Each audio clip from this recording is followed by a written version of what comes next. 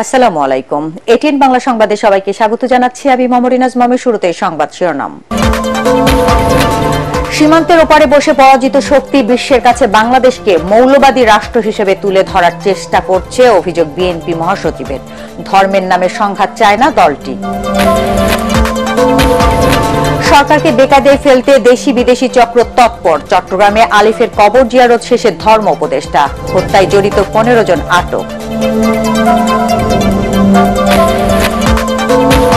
এবং বিতর্কিত নির্বাচনের অপরাধে বিগত 3 কমিশনকে বিচারের আওতায় আনার তাগিদ বদিউল আলম মজুমদারের। সুষ্ঠু ভোট আয়োজনে রাজনৈতিক ও প্রশাসনিক সহযোগিতা জরুরি। শুনছিলেন সংবাদ শিরোনাম, এবার বিস্তারিত। উগ্রবাদী সংগঠন হিসেবে ইসকনকে নিষিদ্ধ করার জোর দাবি জানিয়েছে হেফাজত ইসলাম বাংলাদেশ।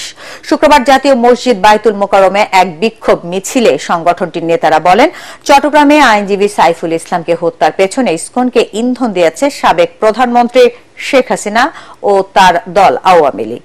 দেশে কোন সংগঠন সন্ত্রাসী কার্যক্রম পরিচালনা করলে দেশের আপামর জনতা একত্রিত হয়ে তা রুখে দিবে বলেও জানান হেফাজত নেতারা। রিপোর্ট করছেন মাজহারুল হক মুহাজির। হিন্দুত্ববাদী সংগঠন ইসকনকে নিষিদ্ধের দাবিতে এবার জাতীয় মসজিদ বায়তুল মোকাররমের সামনে বিক্ষোভ সমাবেশ করেছে হেফাজতে ইসলামী বাংলাদেশ। শুক্রবার জুমার নামাজের পর বিক্ষোভ সমাবেশে ভারত বিরোধী স্লোগান দেয় হেফাজত ইসলামের নেতাকর্মীরা।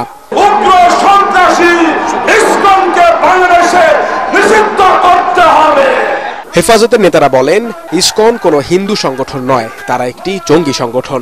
আমরা আল্লাহর কসম করে বলছি, যদি বাংলাদেশের তাওহীদি জনগণ একটাবার জেগে ওঠে, এর আগের মানুষরা তো পালানোর পথ পেয়েছে, আপনারা কিন্তু পালানোর পথে পাবেন না ইনশাআল্লাহ। বাংলাদেশে ইসলাম আর মুসলমানদের বিরুদ্ধে ষড়যন্ত্র করবে, পরিষ্কার বলে দিতে চাই আমরা পুরোটি মুরগি নয়। চট্টগ্রামে আইনজীবী সাইফুল ইসলাম আলিফ হত্যা মামলা নির্দেশদাতা হিসেবে শেখ হাসিনাকে আসামি করার দাবি জানান হেফাজত নেতা মাওলানা মামুনুল হক। জঙ্গিবাদী সশস্ত্র সংগঠন হিসেবে সৌদি আরব, চায়না, মালয়েশিয়া সহ পৃথিবীর বহু রাষ্ট্রের মতো বাংলাদেশেও ইসকনকে নিষিদ্ধ করতে হবে। জীবন দিয়েছে, ভারতীয় আধিপত্যবাদকে বাংলাদেশ থেকে রুখে দেওয়া হবে ইনশাআল্লাহ। এ সময় মুসলমানদের বিরুদ্ধে কেউ ষড়যন্ত্র করলে আবারও শাপলা চত্বর দেখতে হবে বলে হুঁশিয়ারি দেন হেফাজত নেতারা। সরকার অথবা বিচার বিভাগ যদি গড়িমসি করে, হেফাজতে ইসলাম বৃহত্তর কর্মসূচি। মাজহারুল হক মুহাজির, এটিএন বাংলা, ঢাকা। আমাদের দেশের পথে যদি আপনারা বাধ্য করবেন না। সীমান্তের ওপারে বসে পরাজিত শক্তি বিশ্বের কাছে বাংলাদেশকে মৌলবাদী রাষ্ট্র হিসেবে তুলে ধরার চেষ্টা করছে বলে অভিযোগ করেছেন বিএনপি মহাসচিব মির্জা ফখরুল ইসলাম আলমগীর। বিএনপি ধর্মের নামে সংঘাত চায় না বলে জানান তিনি। রাজধানীতে এক অনুষ্ঠানে তিনি বলেন, অর্জিত বিজয় যাতে বৃথা না যায় তা নিশ্চিতে সবাইকে সজাগ থাকতে হবে, চক্রান্তকারীদের প্রতিরোধ করতে হবে। কামরুজ্জামান রাজীবের রিপোর্ট। রাজধানীর কৃষিবিদ ইনস্টিটিউট মিলনায়তনে ছাত্র কনভেনশনের আয়োজন করে ঢাকাস্থ ঠাকুরগাঁও জেলা ছাত্র পরিষদ। এতে যোগ দিয়ে বিএনপি মহাসচিব মির্জা ফখরুল ইসলাম আলমগীর বলেন, ছাত্ররাই ভ্যানগার্ড হয়ে ফ্যাসিস্টদের কবল থেকে দেশকে রক্ষা করেছে, কিন্তু এখনো দেশ পুরোপুরি মুক্ত হয়নি। পরাজিত শক্তি দেশকে আবারও অন্ধকারের দিকে নিয়ে যাওয়ার ষড়যন্ত্র করছে। ধর্মের নামে বিভাজন তৈরি করে দেশকে অস্থিতিশীল করার চক্রান্তের বিরুদ্ধে সবাইকে রুখে দাঁড়ানোর আহ্বান জানান মির্জা ফখরুল। এ সময় ছাত্রদের দায়িত্বশীল ভূমিকা পালনের তাগিদ দিয়ে তিনি বলেন, হঠকারী কিছু করা যাবে না। সীমান্তের ওপারে বসে আছে, ওখান থেকে নতুন নতুন চক্রান্ত ষড়যন্ত্র করা হচ্ছে। প্রতি মুহূর্তে তারা এক একটা ঘটনা ঘটিয়ে সেটাকে ফেনাপ করে পৃথিবীতে বিশ্বে দেখাতে চায় যে বাংলাদেশ নাকি মৌলবাদীদের দেশ হয়ে গেছে। ঘটনা তো তা না। এই আনন্দে আমাদের থাকার কোনো অবকাশ নাই যে আমরা জিতে গেছি, সব হয়ে গেছে। আমাদের মাথার উপরে যে খড়গ এখন আছে এবং চতুর্দিকে কিন্তু তারা চেষ্টা করছে আবার অন্ধকারে নিয়ে যাওয়ার। এই জন্য খুব সজাগ থাকতে হবে, সতর্ক থাকতে হবে। কোন রকম হঠকারিতা, কোন রকম বিশৃঙ্খলা যেন কেউ করতে না পারে, সৃষ্টি না করতে পারে, সেটাকে রুখে দিতে হবে। অন্যদিকে জাতীয় প্রেস ক্লাবে খেলাফত আন্দোলনের প্রতিষ্ঠা বার্ষিকী উপলক্ষে আলোচনা সভায় বিএনপির স্থায়ী কমিটির সদস্য নজরুল ইসলাম খান বলেন, ফ্যাসিবাদের পতনে শহীদদের রক্তের ঋণ শোধ করতে হবে। পতিত স্বৈরাচার যাতে আবারও মাথাচাড়া দিতে না পারে সেজন্য সবাইকে ঐক্যবদ্ধ থাকতে হবে। শুধু যদি আমরা ঐক্যবদ্ধ থাকতে পারি তাহলেই আমরা বিজয়ী হব। আমাদের এই ঐক্য ভাঙ্গার চেষ্টা হবে নানান কৌশলে, নানান ষড়যন্ত্র করে, কিন্তু দেশের স্বার্থে, ভবিষ্যতের প্রজন্মের স্বার্থে, স্বাধীনতা সার্বভৌমত্বের স্বার্থে আমাদেরকে ঐক্যবদ্ধ থাকতে হবে। তিনি অভিযোগ করেন, নানামুখী দাবি আদায়ের আন্দোলন যৌক্তিক হলেও স্বাভাবিক নয়, এর পেছনে পরাজিত ফ্যাসিস্ট শক্তির ইন্ধন রয়েছে। সবাই মিলে এমন একটা ঐক্য গড়ে তুলুন যাতে করে কেউ। কামরুজ্জামান রাজীব, এটিএন বাংলা, ঢাকা। আপনাদের সবাইকে ধন্যবাদ। ক্ষমতাচ্যুত ফ্যাসিস্ট সরকার বাংলাদেশ জামায়াতে ইসলামের শীর্ষ নেতাদের বিচারের নামে হত্যা করেছে বলে অভিযোগ করেছেন দলটির আমির ডাক্তার শফিকুর রহমান। যশোরে এক পথসভায় একথা জানিয়ে তিনি বলেন, জুলাই বিপ্লবের পরেও দলের নেতাকর্মীরা উল্লাসে ফেটে পড়েনি, বরং সৃষ্টিকর্তার প্রতি শুকরিয়া জ্ঞাপন করেছে। এ কারণে দেশের কোনো প্রান্ত থেকে দলের নেতাকর্মীর বিরুদ্ধে কোনো অভিযোগ ওঠেনি বলেও উল্লেখ করেন ডাক্তার শফিকুর রহমান। আমরা এমন একটি বাংলাদেশ করতে চাই যেই বাংলাদেশের মানুষের মধ্যে জাতপাত, দল, ধর্মের ব্যবধান থাকবে না। সমস্ত মানুষ এদেশের নাগরিক হিসাবে তারা মর্যাদার সাথে তাদের সকল বৈধ অধিকার নিজ নিজ জায়গা থেকে তারা ভোগ করবে। অ্যাডভোকেট সাইফুল ইসলাম আলিফের হত্যাকারী যারাই হোক না কেন তাদের ছাড় দেওয়া হবে না বলে জানিয়েছেন ধর্ম উপদেষ্টা আ.ফ.ম. খালিদ হোসাইন। এদিকে চট্টগ্রাম মেট্রোপলিটন পুলিশ জানিয়েছে, এই হত্যার সাথে জড়িত সন্দেহে এখন পর্যন্ত 15 জনকে গ্রেফতার করা হয়েছে। চট্টগ্রাম প্রতিনিধি আবুল হাসনাতকে সাথে নিয়ে রিপোর্ট করছেন মনির হোসেন তপু। চট্টগ্রামের লোহাগড়ায় অ্যাডভোকেট সাইফুল ইসলাম আলিফের কবর জিয়ারত করেন ধর্ম উপদেষ্টা আ.ফ.ম. খালিদ হোসাইন। এ সময় সাংবাদিকদের প্রশ্নের জবাবে তিনি বলেন, বর্তমান সরকারকে বেকায়দায় ফেলার জন্য দেশি বিদেশি গোষ্ঠী তৎপর। আলিফ হত্যায় জড়িতদের শনাক্ত করে দৃষ্টান্তমূলক শাস্তি নিশ্চিত করা হবে। দেশে বিদেশে এই গভর্নমেন্টকে বিব্রত করার জন্য একটা গোষ্ঠী তৎপর। তো আমরা কোন ক্রমে আমাদের অভ্যন্তরীণ সৌহার্দ্য, সম্প্রীতি, শান্তি, শৃঙ্খলা যাতে বিনষ্ট না হয়, বহাল থাকে, এর জন্য আমাদেরকে অত্যন্ত সজাগ এবং সচেতন থাকতে হবে। পরে নিহত সাইফুল ইসলামের পরিবারের সদস্যদের হাতে আর্থিক সহায়তার চেক তুলে দেন ধর্ম উপদেষ্টা। এদিকে চট্টগ্রামে পৃথক এক অনুষ্ঠানে গণসংহতি আন্দোলনের প্রধান সমন্বয়কারী জোনায়েদ সাকি বলেন, অভ্যুত্থানকে ব্যর্থ করতে পরিকল্পিতভাবে ইসকনের ব্যানারে আওয়ামী লীগ আইনজীবী আলিফকে হত্যা করেছে। যারা আজকে হিন্দু সম্প্রদায়ের উপরে হামলা করবে, মনে রাখবেন এরা সব ফ্যাসিস্টদের দোসর, দেশি বিদেশি এজেন্ট। তারা বাংলাদেশের অভ্যুত্থানকে, এই সরকারকে ধ্বংস করতে চায়। এবং চট্টগ্রাম যেহেতু এখানে বন্দর আছে, তারা ভয়ঙ্কর ষড়যন্ত্র খেলছে। আমাদের জাতীয় সার্বভৌমত্বের উপরে তারা আঘাত হানতে চায়, আর সেই কারণে আমাদের ঐক্যবদ্ধ হতে হবে। নগর পুলিশের অতিরিক্ত উপকমিশনার কাজী তারেক আজিজ জানান, আদালতের সংঘর্ষ ও আইনজীবী হত্যার ঘটনায় এ পর্যন্ত মোট ৩৯ জনকে গ্রেফতার করা হয়েছে। মঙ্গলবার চট্টগ্রাম আদালত ভবনে সম্মিলিত সনাতনী জাগরণ জোটের মুখপাত্র চিন্ময় কৃষ্ণ দাস ব্রহ্মচারীর মুক্তির দাবি ঘিরে পুলিশের উপর হামলার ঘটনায় পৃথক 3টি মামলা হয়েছে। এদিকে চিন্ময় কৃষ্ণ দাস সহ ইসকনের সঙ্গে সংশ্লিষ্ট 17 জনের ব্যাংক অ্যাকাউন্ট 30 দিনের জন্য স্থগিত করেছে কেন্দ্রীয় ব্যাংকের আর্থিক গোয়েন্দা বিভাগ, Bangladesh financial intelligence unit BFIU। Monir Hossain Tapu, ATN Bangla, Dhaka. বিতর্কিত নির্বাচন করার অপরাধে বিগত 3 নির্বাচন কমিশনকে বিচারের আওতায় আনার তাগিদ দিয়েছেন নির্বাচন ব্যবস্থা সংস্কার কমিশনের প্রধান ডক্টর বদিউল আলম মজুমদার। রাজধানীর এফডিসিতে এটিএন বাংলা স্টুডিওতে আয়োজিত ছায়া সংসদ অনুষ্ঠানে তিনি এই তাগিদ দেন। বলেন, সুষ্ঠু নির্বাচন আয়োজনে প্রয়োজন রাজনৈতিক ও প্রশাসনিক সহযোগিতা। এ সময় দেশের জনগণ ও রাজনৈতিক দলকে আস্থাশীল করতে নির্বাচন রোড ম্যাপ ঘোষণার দাবি জানান debate for democracy chairman Hasan Ahmed Chowdhury Kiran. Tarik ইসলামের রিপোর্ট। পরিচালনা করবে কে? পরিচালনা করবে নির্বাচন কমিশন। আমাকে যদি ভোট দিতে না দেওয়া হয়, আমার ভোট যদি। সুষ্ঠু নির্বাচনের জন্য নির্বাচন কমিশন প্রার্থী ও নাগরিকের ভূমিকা নিয়ে ছায়া সংসদ অনুষ্ঠানের আয়োজন করে ডিবেট ফর ডেমোক্রেসি। এতে অংশ নেয় কবি নজরুল কলেজ ও তেজগাঁ কলেজ। সাংবিধানিক সকল নির্বাচন পরিচালনাকারী প্রতিষ্ঠানটি হচ্ছে নির্বাচন কমিশন। অনুষ্ঠানের প্রধান অতিথি নির্বাচন সংস্কার কমিশনের প্রধান ডক্টর বদিউল আলম মজুমদার বলেন, রাজনৈতিক ও প্রশাসনের সহযোগিতা ছাড়া সুষ্ঠু নির্বাচন সম্ভব না। নির্বাচন কমিশন সবচেয়ে গুরুত্বপূর্ণ অংশীজন, তারপরে গুরুত্বপূর্ণ অংশীজন হলো সরকার। সরকার মানে কি? সরকার মানে প্রশাসন, সরকার মানে আইন শৃঙ্খলা রক্ষাকারী বাহিনী।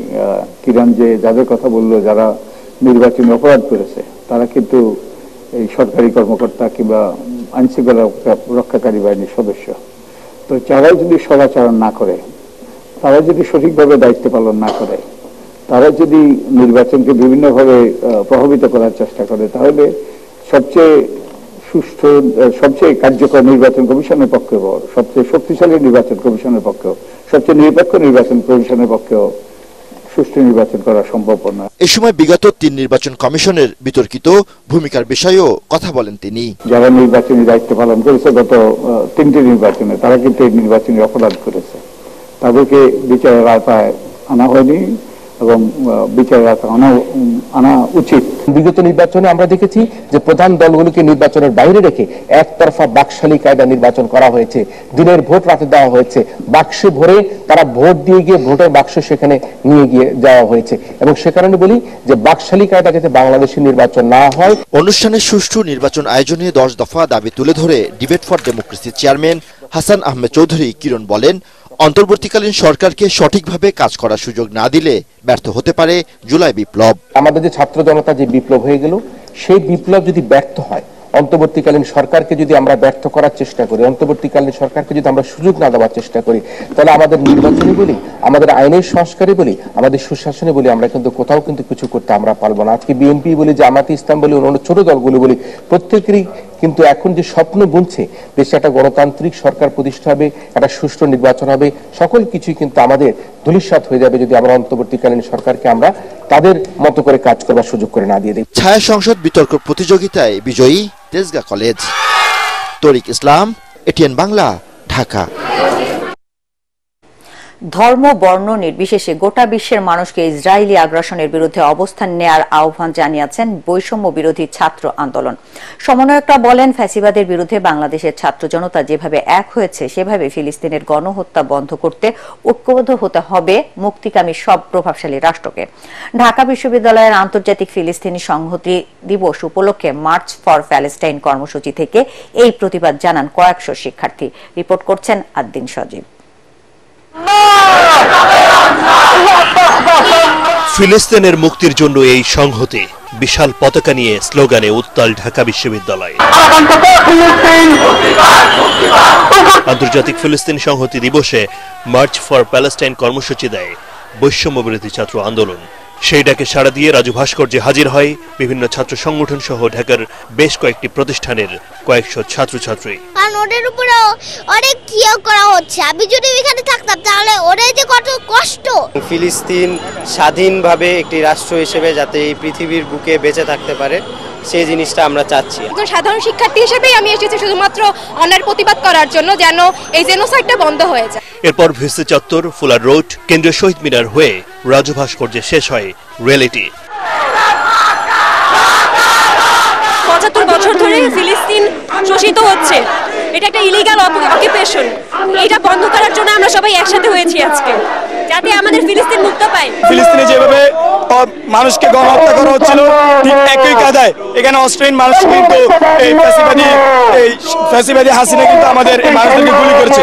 তো সবকিছু মিলিয়ে ফিলিস্তিনের যে লড়াই, আমাদের লড়াই একই, আমাদের লড়াই মুক্তির লড়াই ছিল, ফিলিস্তিনের লড়াই মুক্তির লড়াই। সবার কণ্ঠে এক সুর, ফ্রি প্যালেস্টাইন, আর এই একতাই আসবে মুক্তি। আমাদের বার্তাটি খুব স্পষ্টভাবে বলে দিতে চাই, ফিলিস্তিনের যে মুক্তিকামী জনতা ছিল তাদের সাথে আমরা পূর্বে ছিলাম, এখনো আছি এবং ভবিষ্যতেও আমরা থাকবো। এই 24-এর যে ছাত্র জনতার বিপ্লব সংগঠিত হয়েছিল, সেই বিপ্লবও কিন্তু ফিলিস্তিনি মুক্তিকামী জনতার যে সংগ্রাম, সেটা কিন্তু আমাদেরকে অনুপ্রাণিত করেছে। এদিকে জাতীয় প্রেস ক্লাবে সিপিবি আয়োজিত সংহতি সভায় বাংলাদেশের কমিউনিস্ট পার্টির সাধারণ সম্পাদক রহিন হোসেন প্রিন্স বলেন, মার্কিন যুক্তরাষ্ট্র সহ পশ্চিমা সাম্রাজ্যবাদী শক্তিগুলো এশিয়ায় নিজেদের প্রভাব বলয় মজবুত করতেই ইসরায়েলকে ব্যবহার করছে। ইসরায়েলি আগ্রাসনের বিরুদ্ধে ফিলিস্তিনের পক্ষ নেয় বাংলাদেশ সরকারকে ধন্যবাদ জানান ঢাকাস্থ ফিলিস্তিনের রাষ্ট্রদূত ইউসুফ এস ওয়াই রামাদান। আদ্দিন সজীব, এটিএন বাংলা, ঢাকা। রাজধানী নিউ মার্কেটে নিষিদ্ধ পলিথিন ব্যাগ উদ্ধারে অভিযান পরিচালনা করেছে ভ্রাম্যমাণ আদালত। পরিবেশ, বন ও জলবায়ু পরিবর্তন মন্ত্রণালয়ের অতিরিক্ত সচিব তপন কুমার বিশ্বাসের পরিচালিত এই ভ্রাম্যমাণ আদালত বিভিন্ন প্রতিষ্ঠানে অভিযান চালিয়ে পলিথিন জব্দ করে। এ সময় তিনি জানান, এ পর্যন্ত পলিথিন ব্যাগ উৎপাদনকারী 449টি প্রতিষ্ঠানকে 19,29,900 টাকা জরিমানা করেছে ভ্রাম্যমাণ আদালত। এ সময় বাজারে আসার আগে ক্রেতাদের পাট অথবা কাপড়ের ব্যাগ নিয়ে আসার তাগিদ দেন তিনি। পরিবেশ দূষণ রোধে সকলকে সহযোগিতা করতে এগিয়ে আসারও আহ্বান জানান তিনি। আপনাদেরকে বলবো যে কোনো ধরনের পলিথিন ব্যাগ আপনার শপিং ব্যাগ আপনারা রাখবেন না। এখন আপনারা বলবেন যে তাহলে আমাদের বিকল্পটা কি? বিকল্প নিয়েও কিন্তু আমাদের কার্যক্রম আছে। পাটের ব্যাগ, টটের ব্যাগ, কাপড়, এই সমস্ত বিষয় কিন্তু আমরা ব্যবস্থা নিচ্ছি। তো সুতরাং বিকল্পও চলছে, পাশাপাশি ব্যবহার থেকে আপনাদের যে কোনোভাবেই মুক্ত হতে হবে। নরসিংদীতে অনুষ্ঠিত হল 3 দিনব্যাপী ইসলামী মহাসম্মেলনের সমাপনী অনুষ্ঠান। এতে সভাপতিত্ব করেন দক্ষিণ শিলমান্দি কেন্দ্রীয় জামে মসজিদের সভাপতি ইসমাইল হোসেন। প্রধান অতিথি হিসেবে উপস্থিত ছিলেন ভারতের শাইখ নূর মোহাম্মদ বর্ধমানী। দক্ষিণ শিলামান্দি ঈদগাহ মাঠে আয়োজিত সম্মেলনে অংশ নেন অসংখ্য ধর্মপ্রাণ মুসল্লি।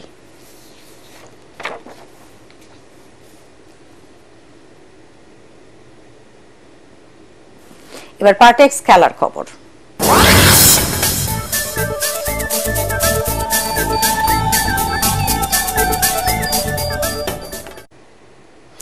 সিরিজ জয়ের মিশনে মিরপুরে আজ দ্বিতীয় ওয়ানডেতে আয়ারল্যান্ডের মুখোমুখি হবে বাংলাদেশের মেয়েরা।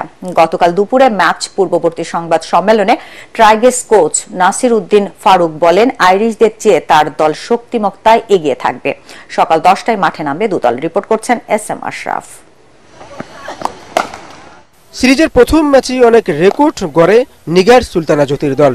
প্রথমবারের মতো ওয়ানডেতে 250 রানের মাইল ফলক পার, সর্বোচ্চ ব্যবধানে জয়, সর্বোচ্চ বাউন্ডারি। দুদলের শক্তিমত্তার এসব দিক তুলে ধরে বাংলাদেশের কোচ বলেন, তার মেয়েরা আত্মবিশ্বাস নিয়েই মাঠে নামবে।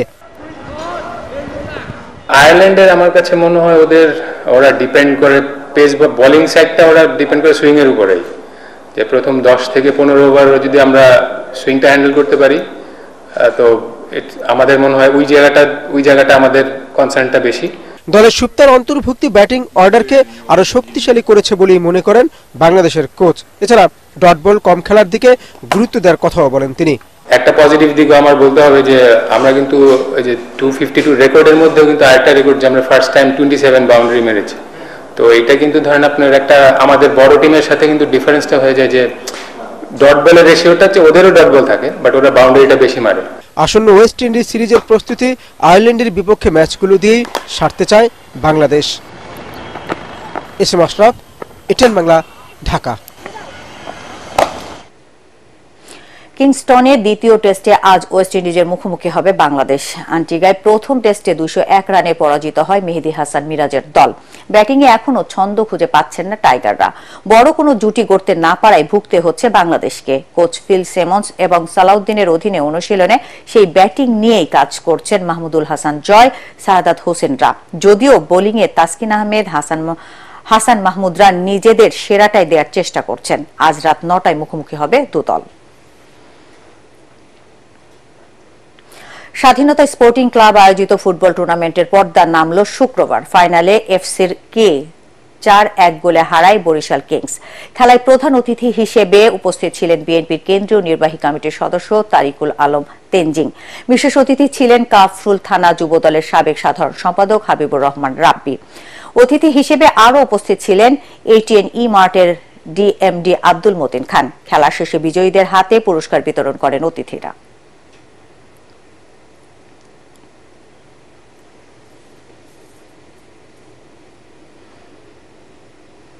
শেষ করার আগে সংবাদ শিরোনাম আরেকবার।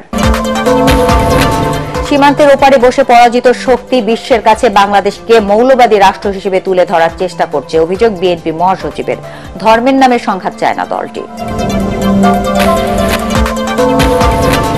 সরকারকে বেকায়দায় ফেলতে দেশি বিদেশি চক্র তৎপর। চট্টগ্রামে আলিফের কবর জিয়ারত শেষে ধর্ম উপদেষ্টা, হত্যায় জড়িত 15 জন আটক।